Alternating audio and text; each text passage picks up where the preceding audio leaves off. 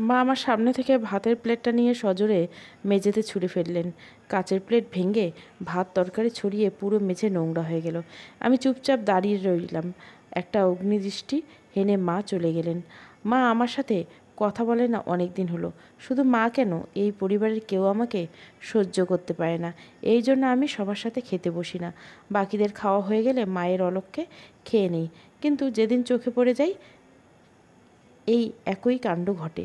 নিজে মেজে পরিষ্কার করতে নিলাম। যদিও এসব করার জন্য লোক আছে, কিন্তু তারাও আমাকে মূল্যায়ন করে না। একটা কাচের টুকরো হাতে বিঁধে গেল। এই ব্যথার থেকে ক্ষুধার কষ্টটা আমি বেশি অনুভব করছিলাম। আজকে খাওয়া শুরু করার আগে মা এসেছিল কি না, দরজা জানলা বন্ধ করে অন্ধকার ঘরে শুয়ে পড়লাম। বেশ কিছুক্ষণ পর ক্ষুধার কষ্টটা কোথায় যেন মিলিয়ে গেল। কেবল দীর্ঘশ্বাসগুলো অকারণে দীর্ঘতর হয়। পরিবারের কারো প্রতি আমার কোনো অভিযোগ নেই, কিন্তু প্রচণ্ড মন খারাপ হয় ওদের জন্য। পরিবারের বড় মেয়ে আমি। যেখানে আমার হওয়া উচিত ছিল বাবা মায়ের গর্বের কারণ, সেখানে আমি কেবল তাদের লজ্জা। ঘরের মেয়ে যখন রাতের আধারে একটা বাইরের ছেলের হাত ধরে পালিয়ে যায়, তখন সমাজে তার বাবার অবস্থানটা নিশ্চয় অনুমানের বাইরে নয়।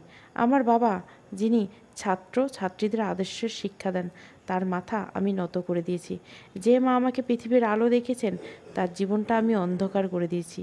ছোট ভাই বোন দুটো এখন আর বন্ধুদের সাথে মেলামেশা করে না। তারা নাকি বিদ্রূপ করে আমাকে নিয়ে।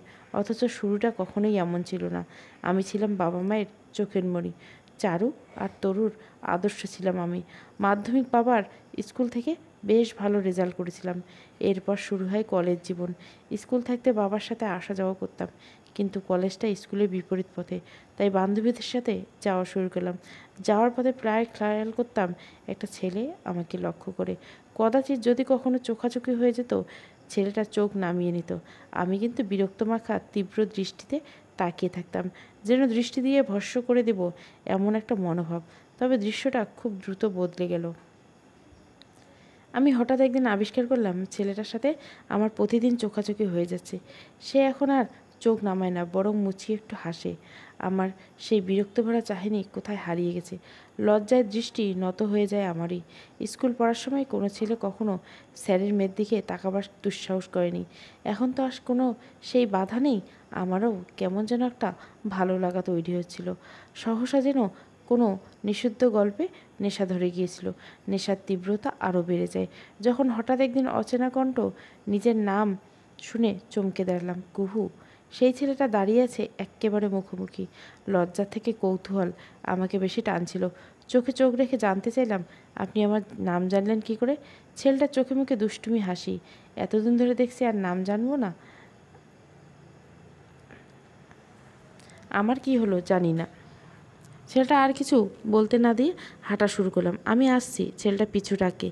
আমার একটা কথা বলার ছিল, পেছনে না থেকে বললাম, পরে শুনবো। আমি আর ছেলেটা আর কিছু বলল না। আমি চাই ও আমাকে আবার ডাকুক, আবারও আমার সাথে কথা বলুক। এই জন্য ওকে কথা শেষ করতে দিলাম না। পরের দিন কিন্তু সে আমাকে ডাকলো না, তারপরের দিনও না, তারপরের দিন কেবল ওই চোখাচোখিতে সীমাবদ্ধ। কিন্তু ছেলেটা কি বলতে চায় আমাকে শুনতে হবে। হয়তো আমি যা শুনতে চাই সেই কথাগুলো সে বলবে। সত্যি শুনতে চাই। আমি কি শুনতে চাই? আমার আর সহ্য হচ্ছিল না। দ্বিধা কাটিয়ে নিজেই ছেলেটাকে ডাকলাম। শুনুন, আমাকে বলছেন? আপনি আমাকে কিছু বলতে চেয়েছিলেন, সেদিন শুনলে না কেন? শুনতে ইচ্ছে করছিল না? আমার আজ বলতে ইচ্ছা করছিল না। ছেলেটির থেকে এমন জবাব আমি আশা করিনি। বজ্রহতের মতো মাথা নিচু করে দাঁড়িয়ে রইলাম। প্রচণ্ড অভিমান হচ্ছিল। যে কথা বলতে আসার লজ্জাটাও হঠাৎ মাথা চাড়া দিয়ে উঠল। আমার দুই চোখ ভরে জল গড়িয়ে যায়। চোখের জল গড়িয়ে পড়ার আগে ছেলেটা চলে যায়। আশাভঙ্গের বেদনায় আমি সারা রাত কেঁদেছিলাম। পরের দিন আর ছেলেটার চোখে চোখ রাখিনি। এরকম উপেক্ষা করে কাটিয়ে দিলাম পুরো এক সপ্তাহ। কলেজ অফ পিরিয়ডের মাঠের কোনো বসেছিলাম। আমার সাথে পড়ে একটা মেয়ে, অদিতি। আমার দিকে এক টুকরো কাগজ বাড়ি দিল। কুহু, এই চিরকুটটা তোমার জন্য, অঙ্কুরদা দিয়েছে। আমি কাগজটা হাতে নিয়ে বললাম, কে অঙ্কুরদা? পড়লেই বুঝবে। চোখে বালি হয়ে গেলাম আমি। একবার যে ফিরেও তাকাও না। চিরকুটে এই দুটো লাইন আমার সেদিনের সবটুকু অভিমান শুষে নিয়েছিল। ছেলেটার নাম তাহলে অঙ্কুর। কোথা থেকে যেন এক ঝাঁক ভালো লাগা আমাকে ঘিরে ধরল। আবারও আমাদের চোখাচোখি শুরু হলো। এবার আর অর্থহীন তাকিয়ে থাকা নয়, চোখে চোখে যে কথা বলা যায় আমি প্রথমবার উপলব্ধি করলাম। এমন লুকোচুরিতে সময় খুব দ্রুত কেটে যাচ্ছিল। একটা সাদা কালো রৌদ্রতপ দুপুর আর একটা চিরকুট, একটা মাত্র শব্দ, ভালোবাসি। অবশেষে এই একটা শব্দ আমার দিনগুলোকে রঙিন করে দিয়েছিল।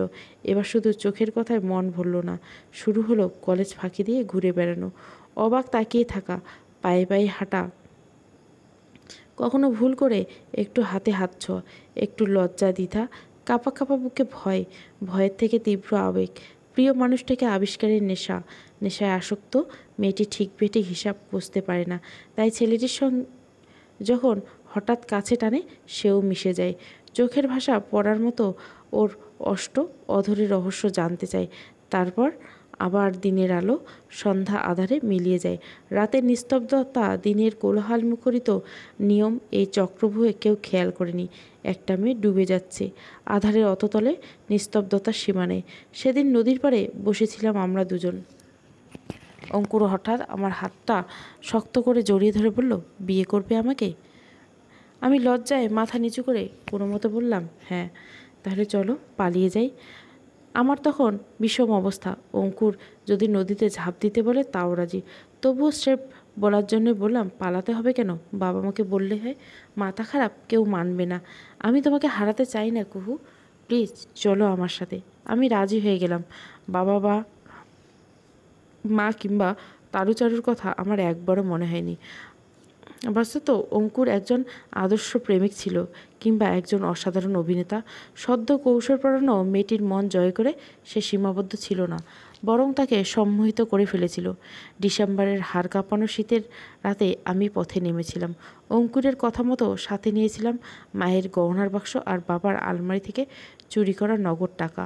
অঙ্কুর আমাকে বাস স্ট্যান্ডে বসিয়ে রেখে টাকার গহনাভর্তি ব্যাগ নিয়ে টিকিট কাটতে গিয়েছিল। আমি অপেক্ষা করতে থাকি।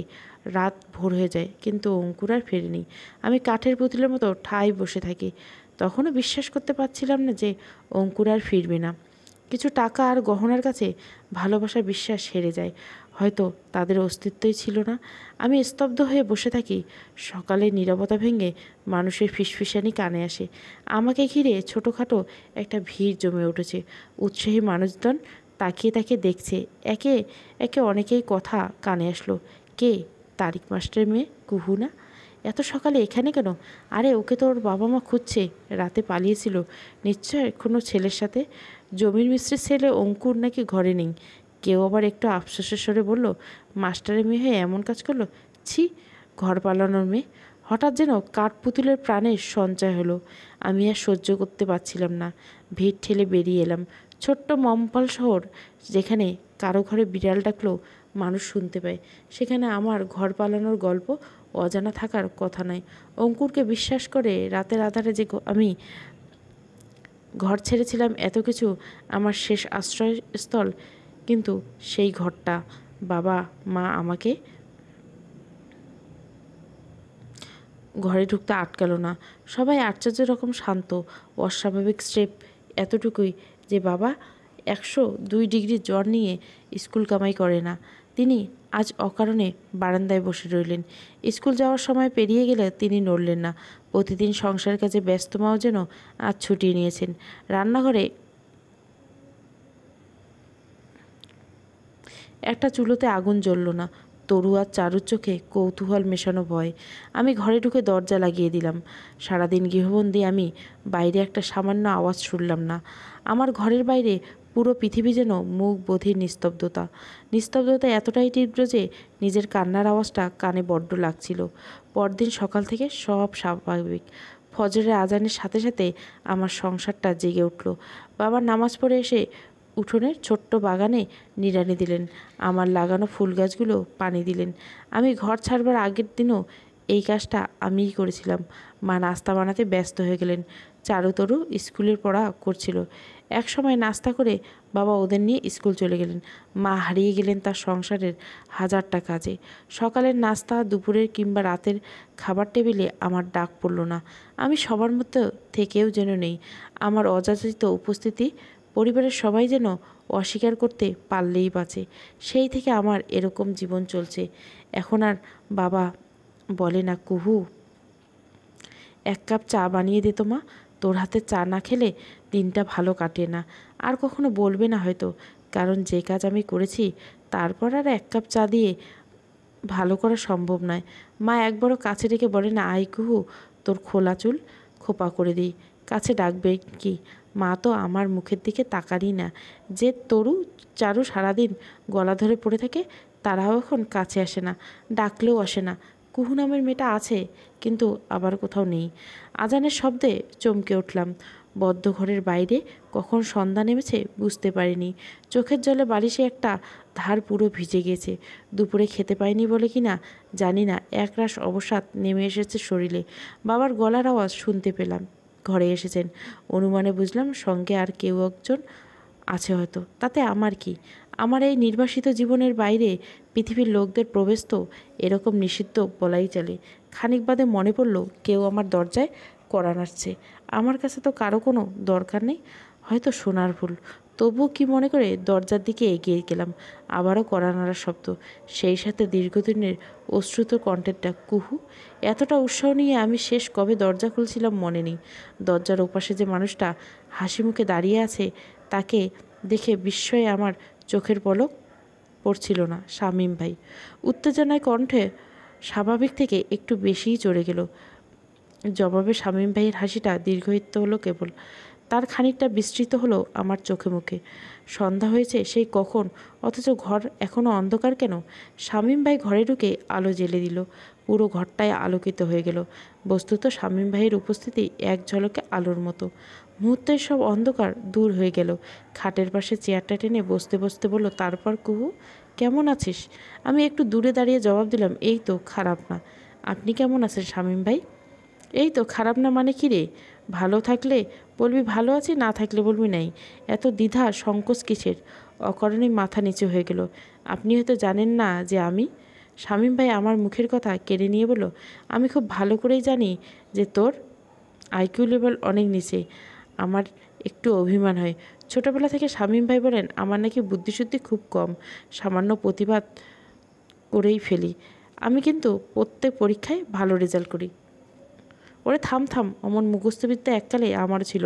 পরে দেখলাম বাসা থেকে বাইরে বিদ্যে গেলে পরীক্ষার খাতায় উগরে দেওয়ার মতো হাস্যকর ব্যাপার আর নেই। ব্যাস বাদ দিয়ে দিলাম। কপট অভিমান তখন ছাড়তে পারিনি।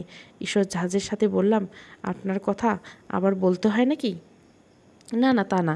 আমি তো হিমালয় থেকে ধ্যান করে ফেরা ঋষি। এখন যা তো, এক কাপ চা নিয়ে আয়। আমি তারপরে দাঁড়িয়ে আছি দেখে তিনি বোধহয় কিছুটা বিরক্ত হলেন। কিরে, শুনতে পাসনি?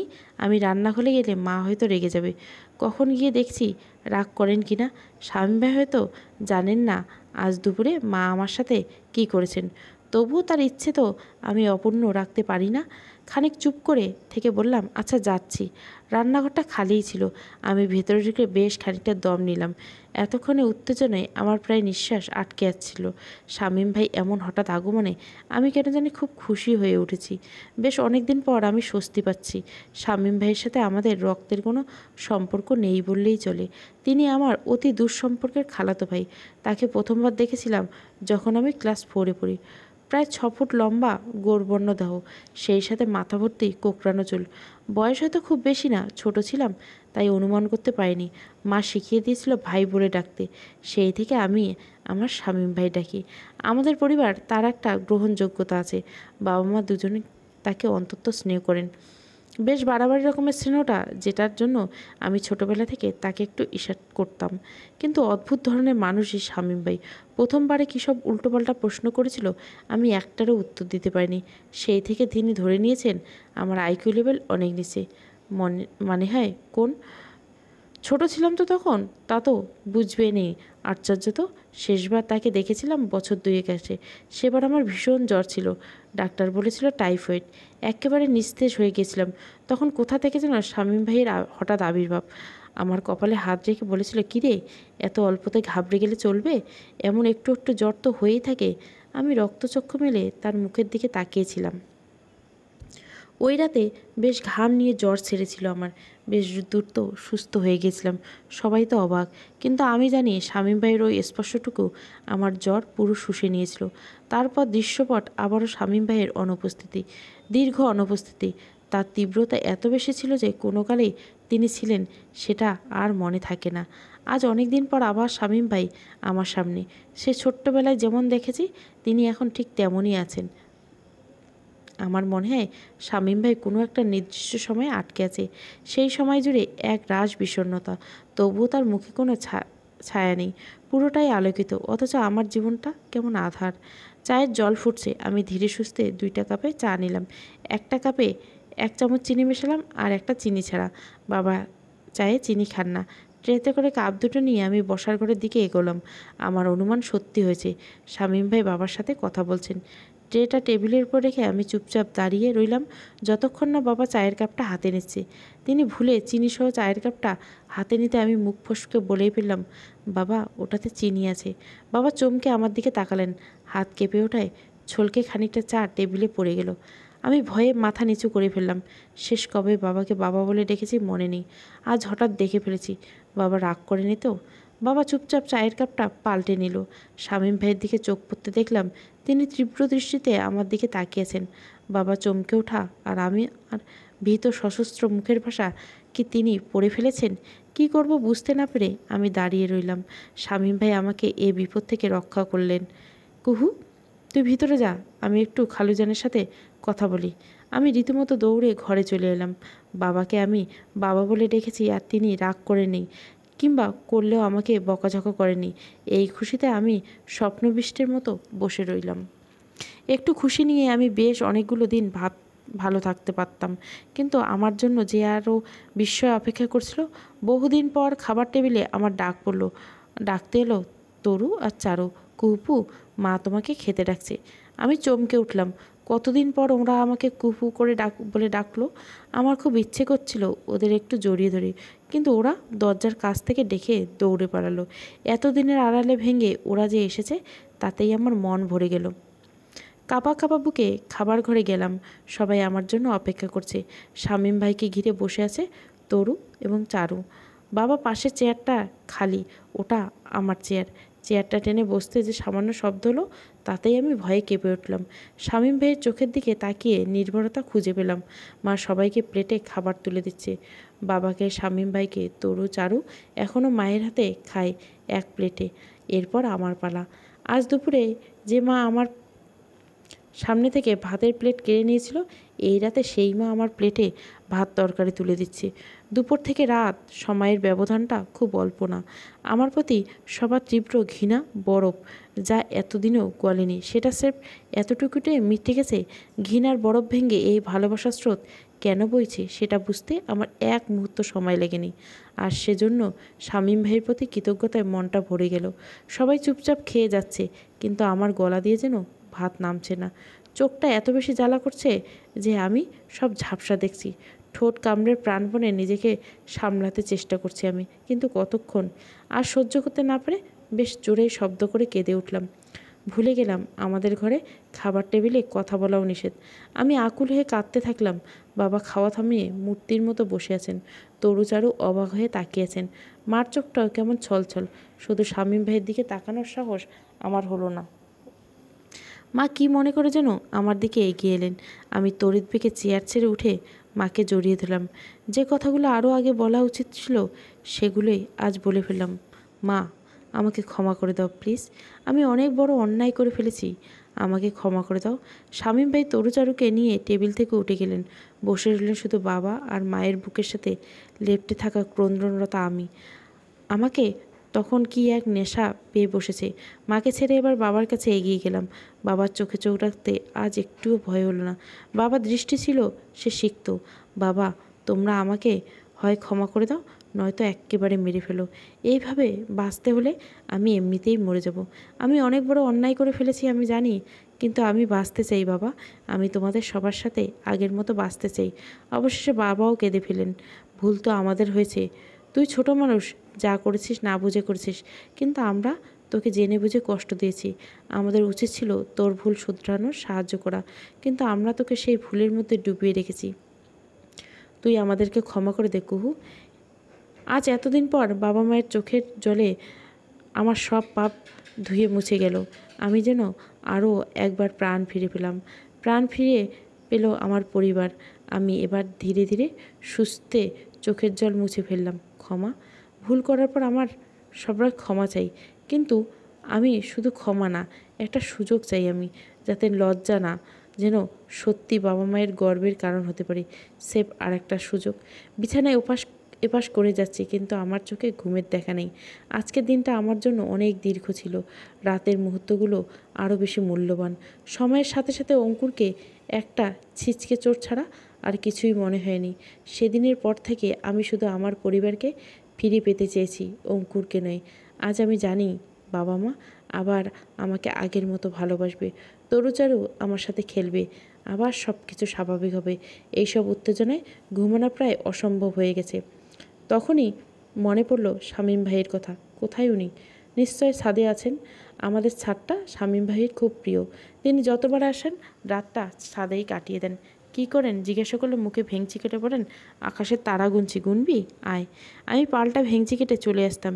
কী মনে করে যেন চুপি চুপি ছাদে আসলাম। শামীম ভাই আজও এক মানে আকাশের দিকে তাকিয়েছে। তার ধ্যান জ্ঞান ভঙ্গ করতে ইচ্ছে হলো না। বেশ কিছুক্ষণ পেছনে দাঁড়িয়ে থেকে যেই ভাবছিলাম ঘুরে চলে আসব, তখনই তার ডাক, কুহু। আমি বরফের মতো জমে গেলাম। শামীম ভাই ঘুরে তাকালেন। চোরের মতো আসলি কেন? আর কিছু না বলেই বা কোথায় যাচ্ছিস? আপনি কিভাবে বুঝলেন আমি এসেছি? এমনি। কথাটা বলে শামীম ভাই হেসে ফেললেন।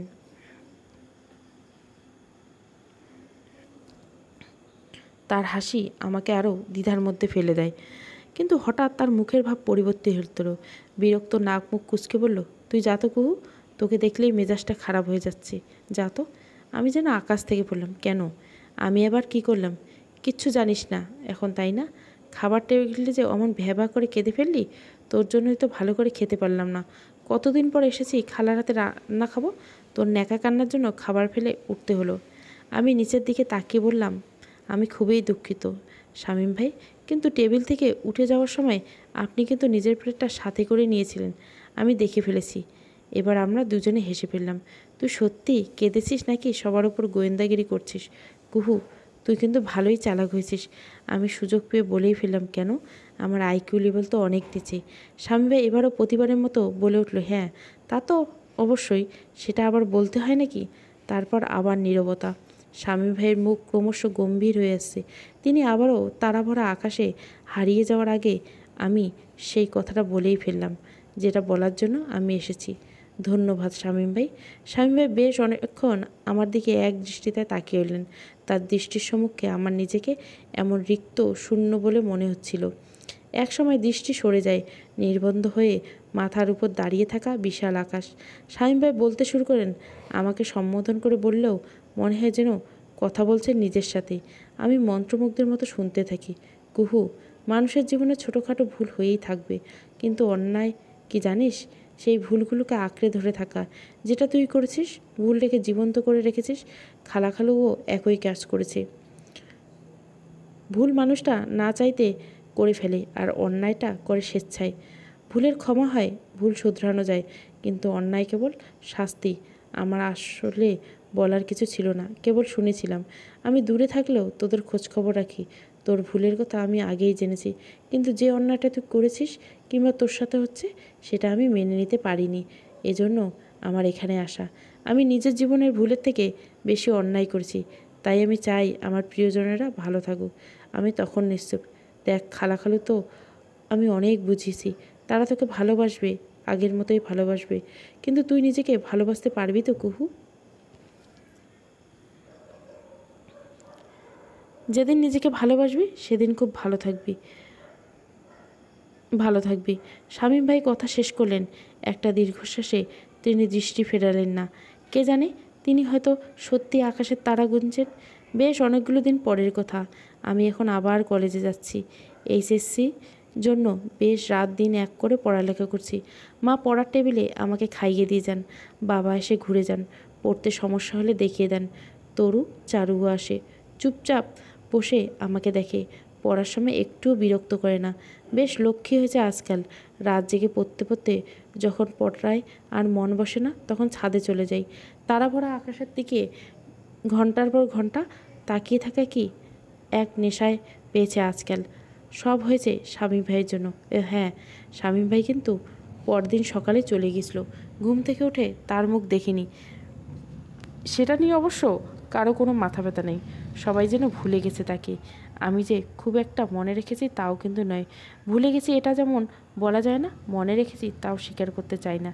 তাই বলে তিনি কখনো ফিরে আসবেন এ আশাও আমি করি না। কিন্তু আমি খুব করে চাই তিনি কখনো না কখনো জানবেন সে রাতে তারাভরা আকাশকে সাক্ষী রেখে একটি মেয়ে আবারও প্রেমে পড়েছিল। অথচ সেই প্রেমের কোনো প্রাপ্তির আকাঙ্ক্ষা নেই, আছে শুধু অপেক্ষা। শামীম ভাই শিখিয়েছিল নিজেকে ভালোবাসতে, আমি তাকে ভালোবেসে ফেলেছি। এটাই আমার ভুল নাকি অন্যায়? সমাপ্ত। কুহু কথা। গল্পটা ভালো লাগলে অবশ্যই লাইক, শেয়ার এবং সাবস্ক্রাইব করবেন। এবং এর পরের গল্পটা প্রতীক্ষার গল্পটার অল্প একটু পর্ব। যারা যারা প্রতীক্ষা গল্পটা পড়েছেন তারা তারা এই পর্বটা শুনবেন, অবশ্যই ভালো লাগবে। 1 মাস পরের ঘটনা। বেলার শরীর ধীরে ধীরে সুস্থ হচ্ছে। আগে বেলাকে নিয়ে আমি হসপিটালে দৌড়দৌড়ি করতাম। নাইম শুধু টাকা দিতেন। নাইমের মা ছেলেকে কখনো বেলার সাথে যেতে দিতেন না। এই 1 মাসে বেনি ফুপু নিজেই বেলাকে চিকিৎসা দিতে নিয়ে গেছেন। টাকাও বেনি ফুপু দিয়েছেন। শেখ নাইমও যদি টাকা নিয়ে এসেছিল, কিন্তু বেলা বলেছিল এই মাসে নতুন করে টাকা লাগবে না, আগের মাসের টাকা দিয়ে হয়ে যাবে। বেলা ফিরিয়ে দিয়েছিল নাইমের টাকা। শেখ নাইম বলেছিল বেলা সুস্থ হলে এই টাকা নিয়ে ঘুরতে নিয়ে যাবে। কত স্বপ্ন দেখেছে বেচারি অসুস্থ স্ত্রীকে নিয়ে। এভাবে ফোন বেজেই যাচ্ছে বেলার। কে এভাবে কল দিচ্ছে রে জানে? বেলা শোয়া থেকে উঠে মোবাইল দেখছে। বেলা আমায় ডেকে বলছে, তানি আমার শাশুড়ি কল দিছে, ভয় লাগে রে, না জানি কি বলবে। বেলা ফোন রিসিভ করছে। শাশুড়ি, হ্যালো, আসসালামু আলাইকুম। ওয়ালাইকুম সালাম। তুমি কি মেসে আসো বেলা? শাশুড়ি, জি মেসেই আসি। বেলা, মেসেই থাকো, আমি এক্ষুনি তোমার রুমে আসছি। ওকে। শাশুড়ি আসবে শুনে বেলার খুব মন খারাপ হয়ে গেছে। শাশুড়ি তো ভালো কিছু বলতে আসে না, আজ আবার নতুন কোনো ইস্যু নিয়ে আসবে। বেলা কিছু খাবার রেডি করে রাখছে শাশুড়ির জন্য। টেনশনে বারবার পানি খেতে লাগছে। বেলা শাশুড়ি চলে এসেছে। বেলা সালাম দিয়ে জানতে চাচ্ছে, কেমন আছেন মা? কেমন আর থাকবো, কি করছো আমার ছেলেকে? মানে বুঝতে পারলাম না। বুঝতে পারবে কি করে? তোমাকে ডিভোর্স দিতে চাচ্ছে না কেন নাইম? ডিভোর্স মনে হচ্ছে আকাশ থেকে পড়ছো। না মানে কোনো মানে টানে নেই। শর্ত ছিল কাবিনের টাকার বিনিময়ে চিকিৎসা হবে। কাবিনের টাকা দেওয়া হয়ে গেলে ডিভোর্স হবে। টাকা দেওয়া শেষ, এখন ডিভোর্স হবে। নাইমের মা, আপনার ছেলে তো বলেছে ডিভোর্স হবে না। আমার ছেলে কি দেখিয়ে রেখেছো যে তোমাকে ডিভোর্স দিতে চাচ্ছে না? এই যে ডিভোর্স পেপার নিয়ে এসেছে, আমার ছেলেকে একটু পরে পাঠিয়ে দেবো। টাকা যেহেতু আমাদের কাছ থেকে নিয়েছো, তাই আমার ছেলেকে ডিভোর্স রাজি করানোর দায়িত্ব তোমার।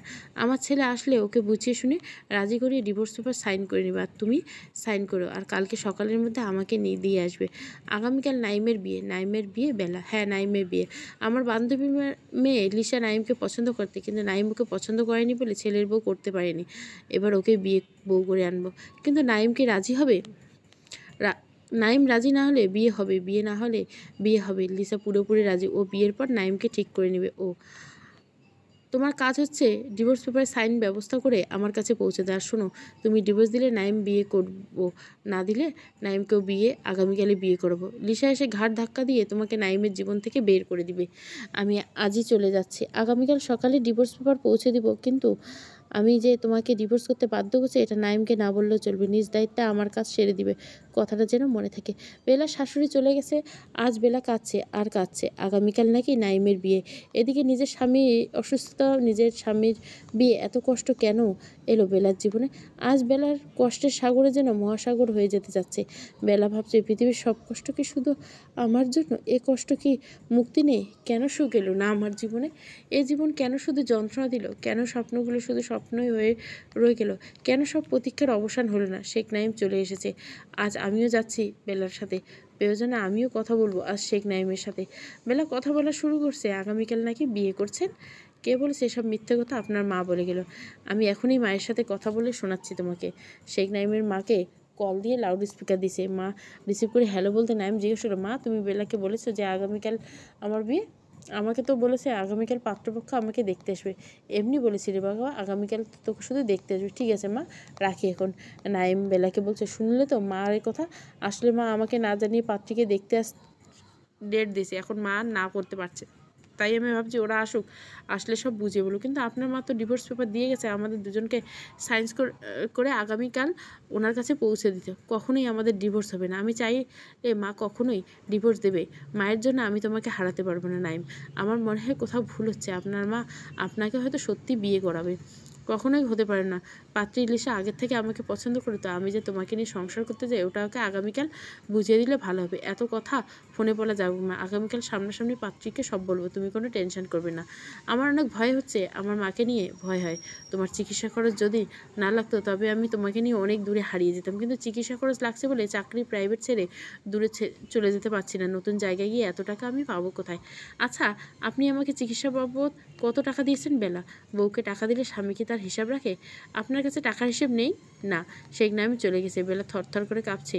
বেলা আমাকে বলছে, তা নেই, তাড়াতাড়ি রেডি হয়ে না, এক্ষুনি বাইরে যাবো। আমি বললাম, কেন? কি করবি বাইরে গিয়ে? গেলেই দেখতে পারবি। আজ বেলা আমাকে নিয়ে জুয়েলার্সে হেঁটে ওর দাদির ফুপুর গহনা বিক্রি করবে। গহনা বিক্রি করে শেখ নাইমের মায়ের টাকা পরিশোধ করতে চায়। নাইমের মাকে বেলা খুব ভয় পায়। হয়তো নাইমকে বিয়ে করিয়ে দিবে, যদি টাকাগুলো পরিশোধ করে হয়তো স্বামীর বিয়ে বন্ধ হয়ে যাবে। বেঁচে থাকলে সংসার করা যাবে স্বামীর সাথে। তাই ফুপু দাদির দাও গহনা বিক্রি করে টাকার ব্যবস্থা করতে চাচ্ছে বেলা। কিছু গহনা বিক্রি করে বেলা কিছু টাকার ব্যবস্থা করছে। রাত 10টা বেজে গেছে, এখন আর কোথাও জুয়েলারি খোলা নেই। আগামীকাল সকালে বাকি গহনা বিক্রি করে আরও টাকা সংগ্রহ করতে হবে। তারপর বেলা যেতে হবে দস্যি শাশুড়ির সামনে। হেঁটে হেঁটে এই জুয়েলার্স থেকে সেই জুয়েলার্স ঘুরে বেলা একদম অসুস্থ হয়ে গেছে। একবার পড়ে গিয়েও গিয়েছে মার্কেটের মধ্যে। শাশুড়ি আর নাইমকে সন্ধ্যা থেকে বেশ কয়েকবার কল দিয়েছে বেলাকে। মার্কেট দৌড়াদৌড়ি করতে গিয়ে বেলা কল রিসিভ করেনি। শাশুড়ি কল রিসিভ করতে চায় না বেলা। নিশ্চয় শাশুড়ি জিজ্ঞাসা করবে ডিভোর্স পেপারে সাইন করে রেখেছো, সেই খবর। এখন বাসায় এসে নিস্তেজ শরীরে শুয়ে পড়েছে। আজ আর কারোর সাথে কথা বলছে না, কিছুই খাচ্ছে না বেলা। পরদিন সকালে গহনা বিক্রি করতে বেরিয়েছে। শুক্রবার হওয়ার অনেক আগেই মার্কেটটা বন্ধ। আমি বেলাকে বললাম, তোর বেনিফুপুর কাছ থেকে টাকা চেয়ে আন, তাহলে তোর এত কষ্ট হবে না। উত্তরে বেলা আমার বলে, দেখ তানি, বেনিফুর কাছে এই ঘটনা বলে টাকা চাইতে গেলে নাইম আর আমার শাশুড়ি ছোট হয়ে যাবে। ফুপু তো আর আপন মা হয় না। নিজের মা হলে না হয় গিয়ে টাকা চাইতাম, সব কিছু খুলে বলতাম মায়ের কাছে। আজ নিজের মাকে খুব খুঁজে পেতে ইচ্ছে করছে রে। আজ বুঝতে পেরেছি মায়ের জন্য কত প্রতীক্ষা আছে এখনও আমার। ঘুরে ঘুরে মার্কেটে গিয়ে দেরি হয়ে যাচ্ছে। কোনো জুয়েলার্স আবার সোনা গহনা কিনতে চায় না। গহনা বিক্রি করে বাসায় ফিরতে ফিরতে অনেক দেরি হয়ে যায়। কিছু না খেয়ে আমাকে নিয়ে বেলা রওনা হয়েছে নাহিমের বাসায়। হয়তো কিছুক্ষণের মধ্যে ওর স্বামীর বিয়ে হয়ে যাবে। ক্যান্সার আক্রান্ত বেলা পাগলের মতো টেনশন করছে, শুধু ঘেমে যাচ্ছে আর ছটপট করছে। নাইমের বাসায় আস্তে আস্তে একদম বিকেল হয়ে গেছে। আমরা যতদূর জানি মা ছাড়া দুনিয়াতে শেখ নাইমেরা কেউ নেই। মা আর ছেলে মিলে তাদের পৃথিবী। কিন্তু এ কি, এ বাসায় এত মানুষ? নাইম তার মাকে চিনেছে, তার কাউকে তো চেনা যাচ্ছে না। তবে কি 12-13 জন লোক কোনো পক্ষ? মনে হচ্ছে ছোটোখাটো বিয়ের আয়োজন হচ্ছে। এদিকে বেলাকে দেখে নাইম বলেছে, তুমি এসে ভালোই করেছো বেলা। বেলা হাঁপাতে হাঁপাতে শাশুড়ি এবং স্বামীর কাছে বলে, আপনাদের সাথে আমার একটু কথা আছে, চলো। আমার সাথে কথা আছে তোমার। এক পা এখান থেকে তুমি এগোবি না ওর সাথে। তোর এখন কিসের কথা? মা বলছে নাইমকে। এই ডাইনি, ডিভোর্স পেপার এনেছিস? শাশুড়ি বেলাকে বলল, আমি একটু কথা বলতে চাই আপনাদের দুজনের সাথে, কাঁদো কাঁদো কণ্ঠে বলল বেলা। তোর সাথে কোনো কথা নেই। ডিভোর্স পেপার নিয়ে তো সকালেই তোকে আসতে বলেছে, এখন এসেছে এই বিয়ের মধ্যে। বিয়ে মানে কিসের বিয়ে? নাইম, তোর বিয়ে, আর এখনই বিয়ে হবে। কাজী সাহেবকে আগেই সামনের দোকানে এসে বসে থাকতে বলেছি, এখন উনি আসবেন। কি বলছো সব তুমি মা? আমার বউ থাকতে আমি কেন বিয়ে করব? বেলাকে শর্ত দেওয়া হয়েছিল চিকিৎসার টাকা দিবে, বিনিময়ে ওকে ডিভোর্স দেওয়া হবে। সব টাকা দেওয়া হয়ে গেছে কাবিনে, এখন তুই আমার পছন্দে বিয়ে করবি। আমার বউকে আমি যত খুশি টাকা দেবো। বেলা দেওয়া টাকা হিসেবে তোমাকে কে করতে বলছে মা? কাবিনের টাকা 10 গুণ বেলাকে দিয়ে দিল। আমি অন্য কাউকে বিয়ে করব না। বেলা আমার বিয়ে করাবো, বেলাই বউ হয়ে থাকবে। আমি কত কষ্ট করে মানুষ করেছি সেটা ভুলে যাস না নাইম। একটা ছোটো লোক মেয়ের জন্য তুই আমার অবাধ্য হচ্ছিস। বাপ মা নেই ঠিকমতো, বংশ পরিচয় নেই, আত্মীয় স্বজন কোনো খবর নেই, আর একটা বাজে মেয়ে জন্য তুই আমাকে ছোট করছিস। কাজী সাহেব চলে গেল। প্রচণ্ড ঝগড়া চলছে নাইম আর মায়ের মধ্যে। নাইমের মা বেলাকে বলছে, হতভাগী, তোকে বলেছি ডিভোর্স পেপার নিয়ে আসতে, কেন এসেছিস তুই এখানে? ডিভোর্স পেপার আনিসনি কেন? কোন দুঃখে এসেছিস এখন পোড়ামুখী? আমার চিকিৎসা আপনার ছেলে যে টাকা খরচ দিয়েছে সে টাকা ফেরত দিতে এসেছে, তারপরে আপনার ছেলেকে বিয়ে দিবেন? বেলার কথা শেষ করতে পারিনি। এত বড় লোক তুই? কত টাকা আছে তোর কাছে ডাইনি? এই নিন আপনার টাকা, আমি নিয়ে আসি, প্রয়োজনে আরও টাকা দিব, তবুও নাইমকে বিয়ে দেবেন না। কেঁদে কেঁদে বলছে বেলা। এত টাকা তুমি কোথায় পেয়েছো বেলা? আপনার সব কথা আপনাদের বলা হয়নি। আমি আসলে এক জমিদার ঘরের। বেলা শেষ করতে দেয়নি শাশুড়ি। তুই জমিদার ঘরের মেয়ে না দাবি করছিস নাকি নিজেকে? বাহ, বেশ তো বুদ্ধি। আমি খুব ভালো করে জানি এ টাকা তুই চুরি করেছিস। তোরা চোর, টাকা তুই বের করে যা এক্ষুনি, টাকাগুলো বেলার গায়ে ছুঁড়ে মেরে। আমিও চলে যাব বেলাকে সাথে নিয়ে। নাইম বলে উঠল, বিয়ে না করে তুই যদি আজ এখান থেকে এক পা নড়ার চেষ্টা করিস তবে খোদার কসম তুই আমার মরা মুখ দেখবি। মায়ের মৃত্যুর হুমকি বসে গিয়েছে শেখ নাইম। ওইদিকে ফ্লোরে দুপা ছড়িয়ে শিশুর মতো কেঁদে যাচ্ছে বেলা। আজ হয়তো স্বামী বিয়েই করে ফেলবে, স্বামীর সাথে সংসার করার প্রতীক্ষা হয়তো প্রতীক্ষাই হয়ে থাকবে। আমি ভাবছি কতটা নির্লজ্জ এই লিসা মেয়েটা। চোখের সামনে বেলাকে দেখে একটু খারাপ লাগছে না ওর। কাজী সাহেব বিয়ে পড়ানো শুরু করছে। নাইমের চোখ থেকে পানি পড়ছে। বেলার কান্নার আওয়াজ বাড়ছে। বেলা কান্না বাড়ন্ত আওয়াজ শুনে ওর শাশুড়ি রক্তচক্ষু নিয়ে দাঁড়িয়ে আছে। কেঁদে কেঁদে, আমার ছেলের বিয়েতে অলক্ষী লাগাতে চাচ্ছিস তুই ডাইনি? আজ তোর মা বেঁচে থাকলে জিজ্ঞাসা করতাম কেমন মেয়ে জন্ম দিছে বলে বেলার দিকে তেড়ে আসতে নিয়েছে শাশুড়ি। ওইদিকে কাজী সাহেব হয়তো কবুল বলতে যাবে, কিন্তু তার আগেই গেল এক দুর্ঘটনা। বেলা লুটিয়ে পড়লো। শাশুড়ি বেলাকে মারার জন্য তেড়ে আসতে শাশুড়ির পায়ের উপর ঢলে পড়লো বেলা। বিয়ে না করে নাইম ছুটে এসে বেলার কাছে। নাইম বলে, বেলা বেলা কী হয়েছে বেলা? নাইমের হাত ধরে বেলা বলছে, মায়ের সাথে দেখা হলো না আমার। যদি আমার মাকে খুঁজে পাওয়া যায় তবে তাকে বলে দিয়ে না আমি তার প্রতীক্ষায় ছিলাম।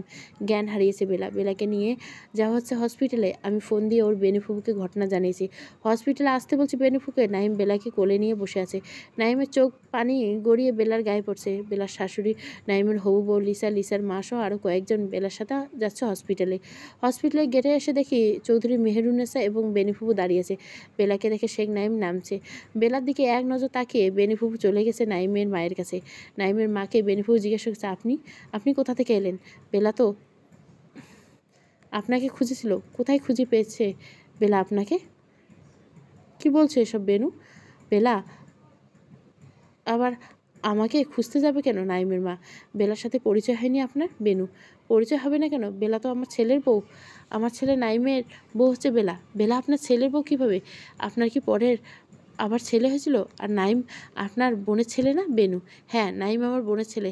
আর এই নাইমের বউ হচ্ছে বেলা। ওই ডাইনি মেয়েটার কোনোভাবেই আমার ছেলের জীবন থেকে সরে যেতে হবে। আরে হতভাগী, তুই ডাইনি কাকে বলছিস? তোর নিজের অসুস্থ মেয়েকে তুই ডাইনি বলছিস? চৌধুরী মেহেরুন্নেসা, কী বলছেন মা? আমি তো কিছুই বুঝতে পারি না। আমার নিজের মেয়ে মানে? নাইমের মা, হ্যাঁ ভাবি, বেলা আপনার আর বিপ্লব ভাইয়ের মেয়ে। সেই 9 দিন বয়সে চুরি হয়ে যাওয়া আপনার মেয়েই হচ্ছে বেলা। বেনু, কি বলছিস বেনু? কাঁদতে কাঁদতে দৌড়ে গিয়ে বেলার স্যালোয়ার উঠিয়ে হাঁটু দেখলো নাইমের মা। বেলাকে লিফটে ঢুকানো হচ্ছিল উপরে নেওয়ার জন্য, কিন্তু হাঁটুতে বেলার জন্মের দাগ দেখে হসপিটালে পড়ে বসে কাঁদছে নাইমের মা। বেলা যে তার হারিয়ে যাওয়া মেয়ে, মায়ের কান্না দেখে অবাক হচ্ছে নাইম। সবাই শুনেছে এতক্ষণে নাইম।